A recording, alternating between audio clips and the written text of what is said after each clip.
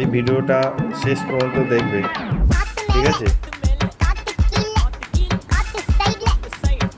মা জ্বর হয়েছে, তাই আমি স্কুলে যাবো না। মা বলছে স্কুলে যাবে, জ্বর হয়েছে। ছেলেটা এতই বুদ্ধি যে চায়ের মধ্যে থার্মোমিটার লাগিয়েছে যেন জ্বরে বেড়ে যাবে।